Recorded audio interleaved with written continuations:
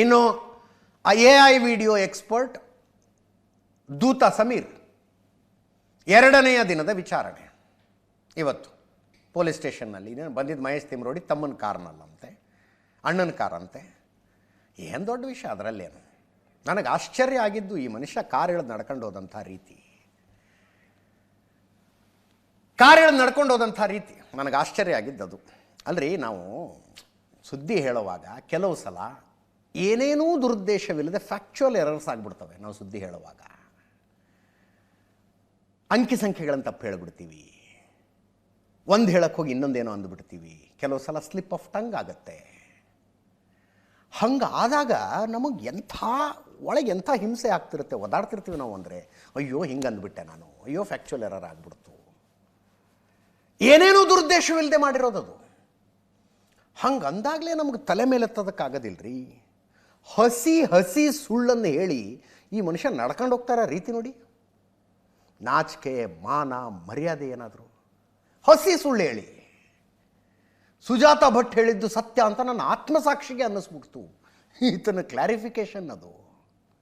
2 ವರ್ಷ ಜೊತೆಗಿದ್ಲು, ಒಂದು photo, marks card, ಏನಮ್ಮ ನಿನ್ನ ಮಗಳ ಕಥೆ ಕೇಳೋಕ್ಕಾಗಲಿಲ್ವಾ? ಏನು ಓಡಾಡು ವಿಡಿಯೋ ಮಾಡಿದ್ದು ಅಲ್ಲಲ್ಲೇ. ನಮಗೆಲ್ಲ ಏನೂ ದುರುದ್ದೇಶ ಇಲ್ಲದೆ ಏನೋ ತಪ್ಪು ಮಾಡಿರ್ತೀವಿ ರೀ. ನಮ್ಮ ಗ್ರಾಫಿಕಲ್ಲಿ ಏನೋ ಫ್ಯಾಕ್ಚುಯಲ್ ಎರರ್ ಆಗಿಬಿಡ್ತು. ಒಂದು ಬಾವುಟ ತೋರ್ಸೋಕೆ ಹೋಗಿ ಧರ್ಮದ ಚಿಹ್ನೆ ಬಂತು, ಓಡಾಡ್ಬಿಟ್ವಿ ನಾವು. ಫ್ಯಾಕ್ಚುಯಲ್ ಎರರ್, ಕಣ್ಣು ತಪ್ಪಿನಿಂದ ಆದಂಥ ತಪ್ಪು, ಓಡಾಡ್ಬಿಟ್ವಿ ನಾವು. ಆ ಸುಜಾತಾ ಭಟ್ ಕಥೆಯನ್ನು ಇದೇ ಪರಮ ಸತ್ಯ ಅನ್ನುವಂಗೆ ಕುರಾನ್ ಮೇಲೆ ಕೈ ಇಟ್ಟು ಪ್ರಮಾಣ ಮಾಡೋದೊಂದು ಬಾಕಿ ಇತ್ತಷ್ಟೇ. ಹಂಗೆ ಹೇಳಿ ನಡ್ಕೊಂಡು ಹೋಗೋ ರೀತಿ ನೋಡಿ. ನಾವೇನಾದ್ರು ಹಿಂಗೆ ಮಾಡಿದ್ರೆ ತಲೆ ಮೇಲೆ ಎತ್ತಕ್ಕಾಗ್ತಿರ್ಲಿಲ್ಲಪ್ಪ. ನಮಗೆ ತಲೆ ಮೇಲೆ ಎತ್ತಕ್ಕಾಗ್ತಿರ, ಆತ್ಮಹತ್ಯೆ ಮಾಡ್ಕೊಂಡಂಗೆ ಆಗ್ಬಿಡ್ತಿತ್ತು ನಮಗೆ. ಅಯ್ಯೋ ಕಾರ್ ಎಳೆದು ವಕೀಲರ ಜೊತೆಗೆ ಸಾವಿರಾರು ಬುರುಡೆಗಳನ್ನು ಧರ್ಮಸ್ಥಳದಲ್ಲಿ ಅತ್ಯಾಚಾರ ಮಾಡಿ ಸಾವಿರಾರು ಹೆಣ್ಣು ಮಕ್ಕಳನ್ನು ಹೂಳಲಾಗಿದೆ. ಅವರ ಮನೆಯವರಿಗೆ ತಮ್ಮ ಮನೆಯವರು ಸತ್ತೋಗಿದ್ದಾರೆ ಅನ್ನೋದೇ ಗೊತ್ತಿಲ್ಲ. ನಿಮಗೆ ರಕ್ತ ಕುದೀತಾ ಇಲ್ವಾ? ವಿಡಿಯೋ ಮಾಡಿದ್ರೆ ಸಾಕಾಗಲ್ಲ, ಬೀದಿಗಿಳಿದು ಹೋರಾಡಬೇಕು.